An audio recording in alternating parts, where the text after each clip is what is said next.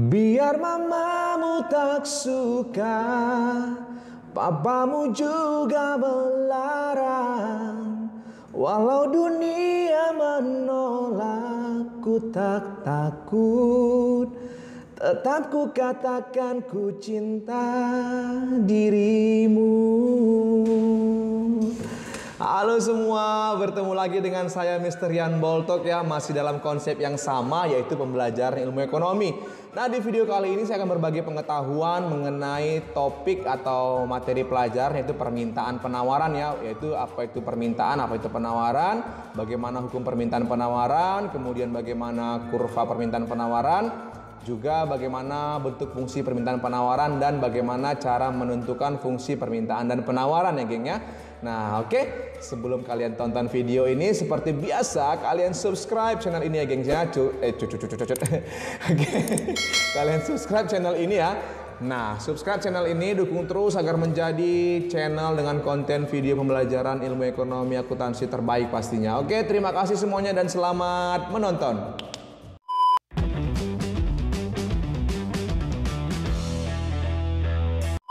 Oke, halo semua. Nah, seperti yang kalian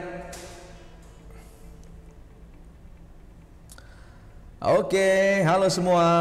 Nah, seperti yang kalian lihat ini ya, ini materi mengenai permintaan dan penawaran ya, dimana untuk topik permintaan penawaran saya akan bagi dalam 3 bentuk video pembelajaran. Oke, yang pertama, video pertama itu ya, yaitu mengenai fungsi permintaan dan penawaran, kemudian bagaimana kurva permintaan dan penawaran, kemudian bagaimana cara menentukan fungsi permintaan dan penawaran.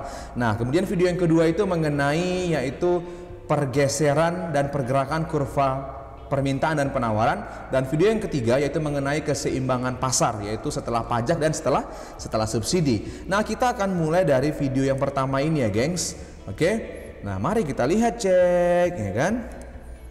Nah, kita akan bahas dari permintaan terlebih dahulu. Apa sih permintaan itu kan gitu ya kan? Nah, kasih tahu nggak ya? Kasih tahu dong. Nah, permintaan itu adalah sejumlah barang atau jasa yang diminta pada satuan harga dan waktu tertentu. Oke? Nah, permintaan ini bersumber dari pihak konsumen ya, gengs ya. Nah, makanya dikatakan sejumlah barang atau jasa yang diminta pada satuan harga, artinya barang dan jasa yang kita minta itu adalah barang dan jasa ekonomi yang memiliki pengorbanan atau membutuhkan pengorbanan ketika kita ingin memperolehnya. Nah, itu dia, makanya dikatakan pada satuan harga dan waktu tertentu. Artinya waktu tertentu itu adalah ya kapan kita butuh, ya di situ kita minta atau kita beli kan gitu dia. Nah, begitu dia. Oke.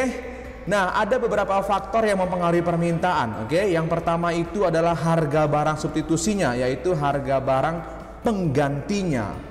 Ya, artinya ketika harga barang yang ingin kita beli itu mahal, maka permintaan kita akan turun, sehingga kita akan beralih ke barang substitusinya. Nah, akan tetapi kalau harga barang substitusinya naik, ya ngapain kita beli? Kita akan beli yang sesuai dengan keinginan kita saja kan gitu dia. Kalau harga barang yang ingin kita beli naik, harga substitusinya naik, terus gimana dong? Ya nggak usah beli kan gitu. Oke, gue repot ya kan. Nah, kemudian harga barang komplementer atau pelengkap. Nah, harga barang komplementer atau pelengkap, artinya barang komplementer kan pelengkap. Artinya kita membutuhkan sebuah barang yang membutuhkan pelengkap, misalkan kopi dan gula. Ya kan, ketika harga gula naik ya otomatis permintaan kita akan kopi pasti akan berkurang, gengs, ya kan? Nah, kira-kira begitulah contoh sederhananya. Kemudian jumlah pendapatan, yes. Jumlah pendapatan ini sangat mempengaruhi yang namanya permintaan. Biasanya nih gengs ya, apabila pendapatan kita meningkat, maka tingkat konsumsi kita juga pasti akan ikut meningkat, ya kan? Benar nggak? Iya dong, ya kan gitu. Nah, itu dia. Makanya kalau orang kaya dengan orang miskin kayak Mr. Yan Boltok ini beda konsumsinya gitu ya kan. Nah, kayak Sultan Rapi Ahmad konsumsinya udah beda dengan saya kan gitu, karena pendapatan dia lebih besar.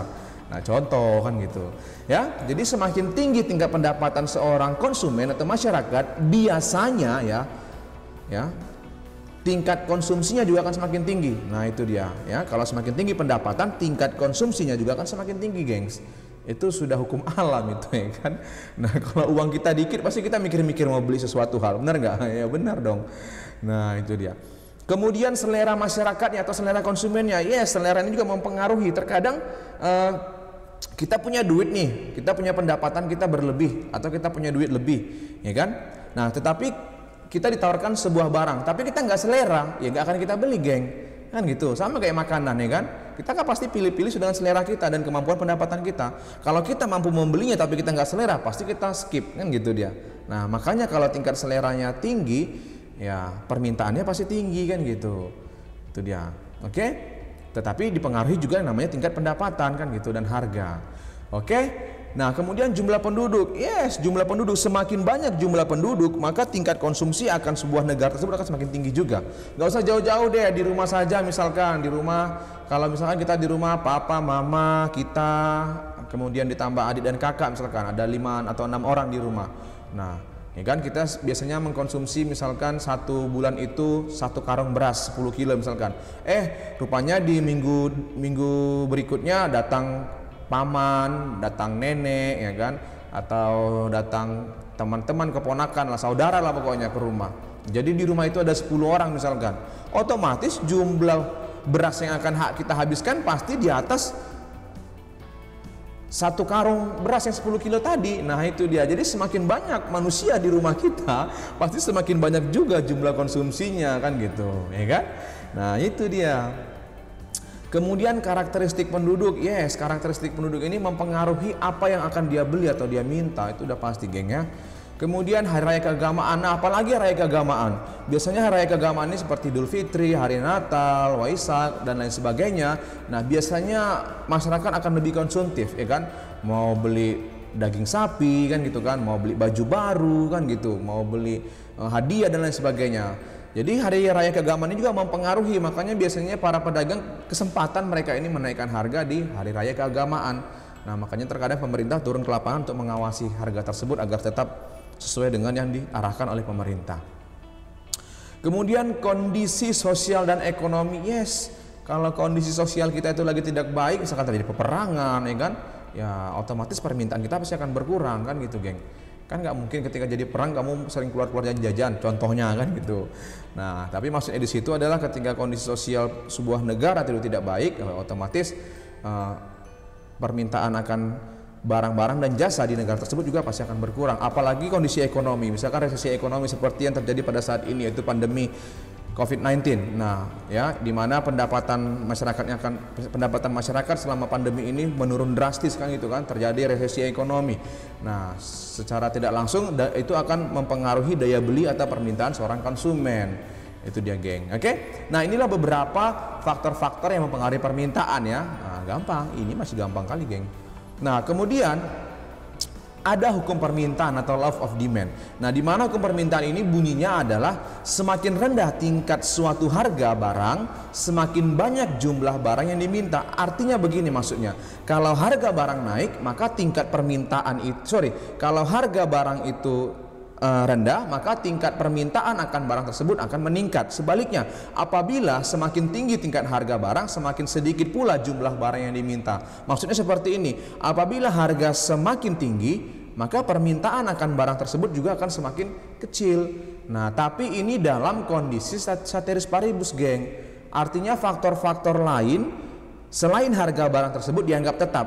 Faktor-faktor lain itu apa? Faktor-faktor yang mempengaruhi permintaan tadi, geng. Nah, pendapatan, selera, jumlah penduduk, karakteristik penduduknya, keadaan sosial dan ekonomi, nah itu dianggap tetap. Nah, misalkan gini contohnya, semakin tinggi harga, katanya pada hukum permintaan, harga semakin tinggi, permintaan akan menurun apabila ceteris paribus, kan gitu. Tetapi seandainya kita abaikan ceteris paribus ini, semakin tinggi harga, apakah permintaan juga semakin rendah apabila pendapatannya semakin tinggi?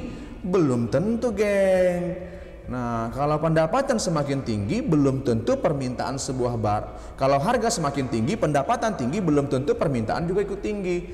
Nah, makanya hukum permintaan ini berlaku dalam kondisi ceteris paribus. Faktor-faktor lain dianggap tetap tidak berubah, itu maksudnya. Oke. Nah, mari kita lanjut cek. Nah, dari hukum permintaan ini kita bisa menggambar kurva permintaannya ya. Nah, ini kurva permintaan atau demand. Nah, ya. Misalkan harga di P2 ya kan, permintaannya di Q1. Nah, apabila harganya turun ke P1, maka permintaannya semakin banyak. Nah, hukum permintaan, ketika harga turun, permintaan semakin banyak, geng. Nah, dalam kondisi ceteris paribus kan gitu. Nah, inilah dinamakan dengan kurva demand atau kurva permintaan, di mana alurnya dari kiri atas ke kanan bawah, kiri atas ke kanan bawah, shoot. Nah, itu dia. Dari kiri atas ke kanan bawah, geng. Nah, itulah hukum permintaan. Nah, fungsi permintaannya bagaimana? Ini fungsinya. Nah, fungsi permintaan di mana QD sama dengan A kurang BP. Nah, apabila dia bentuk P, maka PD sama dengan A kurang BQ. Nah, Q ini kuantiti jumlah, P ini harga, D ini demand, A ini konstanta, dan B ini. Nah, nanti di sini adalah berupa angka. Nah, begitu deh, geng. Ini kamu harus ingat nih fungsinya. QD sama dengan A kurang BP, PD sama dengan A kurang BQ. Nah, D ini demand, maksudnya permintaan. P itu harga, Q itu kuantiti jumlah. P price. Oke. Makanya ini sumbu Q kuantiti, ini sumbu P. Titik keseimbangan nanti Q, P. Nah, begitu deh, geng. Mari kita lanjut, ya kan? Nah, yang berikutnya adalah penawaran atau supply, ya. Oke, penawaran atau supply. Di mana penawaran itu adalah sejumlah barang atau jasa yang ditawarkan, ya kan, pada satuan harga dan waktu tertentu. Nah, penawaran ini bersumber dari pihak produsen, geng, karena mereka yang menawarkan barang atau jasa, geng. Yang meminta itu si konsumen atau demand. Nah, kan udah mulai dampak nih gambarannya. Berarti permintaan dan penawaran ketemunya di mana, geng? Di pasar kan gitu. Makanya keseimbangan pasar nanti yang muncul, ya kan? Nah, itu dia. Nah, faktor-faktor yang mempengaruhi penawaran, yaitu yang pertama adalah kemajuan teknologi. Yes, kemajuan teknologi. Jadi semakin tinggi teknologi yang terkandung di dalam sebuah barang yang akan ditawarkan, maka biasanya harga barangnya semakin mahal. Nah, apalagi teknologi berupa handphone dan laptop kan gitu, semakin tinggi kemampuan laptop tersebut dan kemampuan handphone tersebut dalam beroperasi kan gitu kan. Nah, maka biasanya semakin mahal harganya, geng. Apalagi kalau udah brandnya brand mahal, oh udahlah makin melambung lah harganya, ya kan. Nah, kemudian biaya produksi juga mempengaruhi yang namanya penawaran. Semakin tinggi biaya yang dikeluarkan untuk memproduksi sebuah barang, biasanya harga barang tersebut akan lebih mahal dibanding harga barang yang biaya produksinya lebih kecil. Sehingga ketika harga naik, maka penawaran juga ikut tinggi. Nah, itu dia. Kemudian persediaan sarana produksi, selanjutnya peningkatan jumlah produsen, kemudian ekspektasi atau harapan produsen tentang harga di masa mendatang, lalu pajak, ya. Kemudian subsidi, kemudian peristiwa alam atau bencana alam. Kenapa begitu? Ya, misalkan terjadi peristiwa alam atau bencana alam, akhirnya gagal panen sehingga padi menjadi langka, maka harga beras akan melambung tinggi. Ketika harga beras naik, maka tingkat penawaran juga akan semakin tinggi. Misalkan gagal panen, cabenya hancur kena hama atau misalkan kena gempa, atau misalkan kayak di Brastagi misalkan kena gunung Sinabung, ya kan. Nah, habis semua, gagal panen semua, maka harga kebutuhan pokok melambung tinggi kan gitu, karena sumber kebutuhan pokok misalkan dari daerah pegunungan sana gitu. Nah, karena mereka gagal panen, maka barang yang diproduksi sedikit sehingga membuat harga semakin mahal, maka tingkat penawaran juga akan semakin tinggi. Nah, itu dia peristiwa alam, ya, geng, ya. Nah, itu dia seperti bencana alam dan lain sebagainya. Yang pasti yang terjadi karena ulah alam, nggak juga ya, karena ulah manusia juga, jadi alamnya marah gitu ya. Oke. Nah, mari kita lanjut. Nah, penawaran atau supply, masih penawaran, ya. Nah, hukum penawaran itu adalah ketika semakin rendah tingkat harga sebuah barang, maka semakin sedikit jumlah barang yang ditawarkan. Artinya begini, ketika harga turun, maka tingkat penawaran juga akan semakin kecil. Sebaliknya, ketika harga naik, maka tingkat penawaran juga akan semakin tinggi, geng. Nah, makanya pada hukum penawaran antara harga dan jumlah barang yang ditawarkan itu berbanding lurus. Berbeda dengan hukum permintaan tadi, antara harga dan permintaan berbanding terbalik. Nah, tapi tetap sama dalam kondisi ceteris paribus, geng. Artinya faktor-faktor lain itu dianggap tetap, geng. Nah, ya, sama kondisinya, ceteris paribus, faktor-faktor lain dianggap tetap. Oke? Nah, ingat ya, ketika harga naik, maka tingkat penawaran juga akan ikut tinggi. Ketika harga turun, maka tingkat penawaran itu juga akan semakin turun atau semakin rendah. Nah, kurva penawaran bisa digambarkan dari hukumnya. Nah, ini kurvanya. Ketika harga di P2, maka tingkat penawaran berada di Q2. Ketika harga turun di P1, maka tingkat penawaran juga ikut turun Q1. Nah, dari Q2 ke Q1 kan turun ini.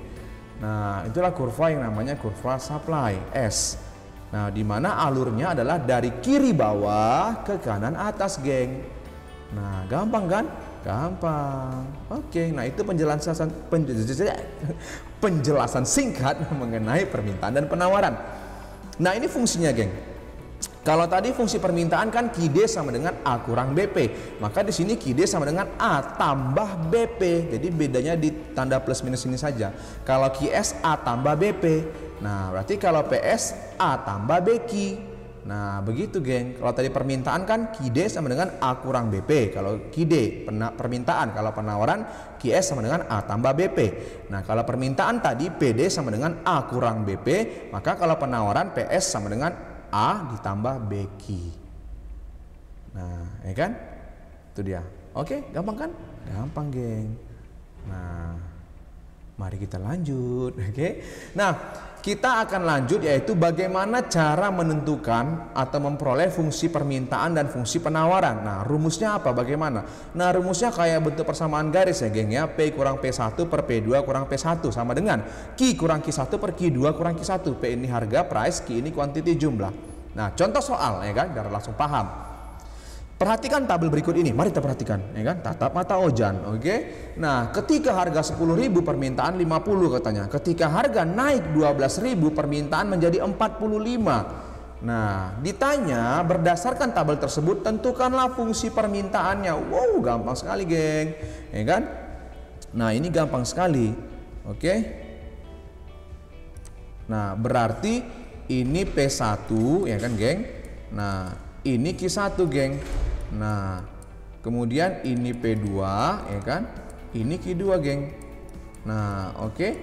Nah, kalau gitu mari kita masukkan ke rumusnya, geng. Nah, P kurang P1 ya kan, dikurang P2 kurang P1 sama dengan Q kurang Q1 per Q2 kurang Q1. Nah, berarti P kurang 10.000 ini P1 ya kan. P2 kurang P1 12.000 dikurang 10.000 ya kan, sama dengan Q kurang Q1, berarti Q kurang 50 per Q2 nya 45 kurang 50, geng. Ya kan, berarti P kurang 10.000 per 2.000 sama dengan Q kurang 50 per 5. Nah, ini kita sama-sama bagi 5 ya. Ini nggak boleh kamu bagian ke atas, geng. Nggak boleh, nanti marah guru matematika kalian. Ya, kalau kamu bagikan 10.000 bagi 2.000, nggak bisa. Yang kamu bisa sederhanakan adalah sama-sama penyebutnya.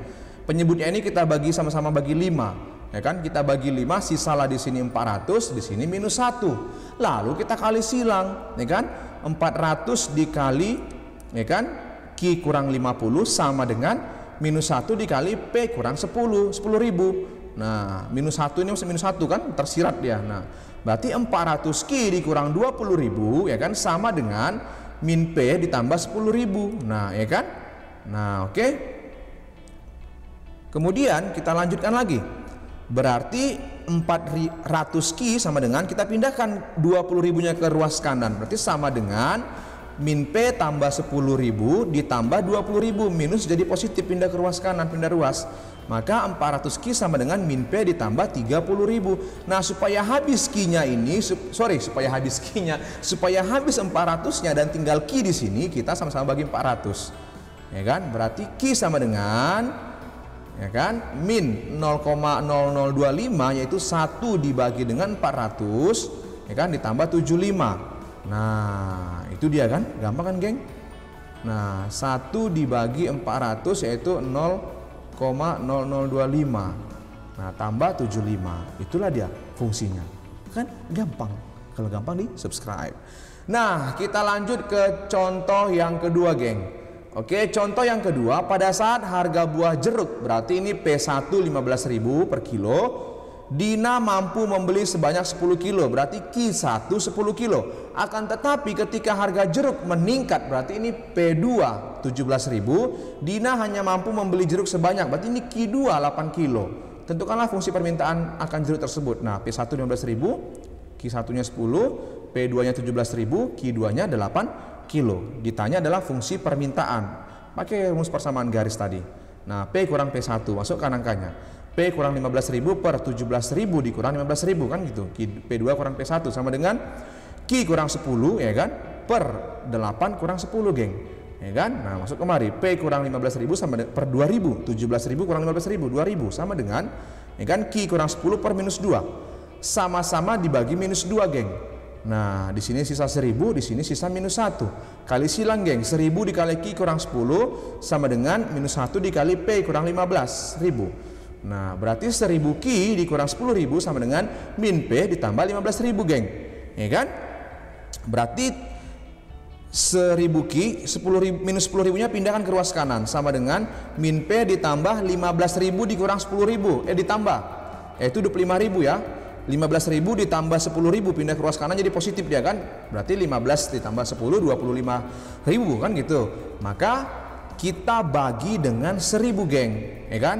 Berarti sisa Q sama dengan ya kan 0,001 P ya minus 0,001 P ditambah 25.000 bagi 1000. Nah, kan gampang kan, geng? Udah selesai. Nah, oke. Oke, terima kasih. Nah, ini video yang pertama sudah selesai mengenai permintaan penawaran. Nah, kita akan lanjut kepada video yang selanjutnya. 3, 2, 1, go, close the door. Bye bye. Boom.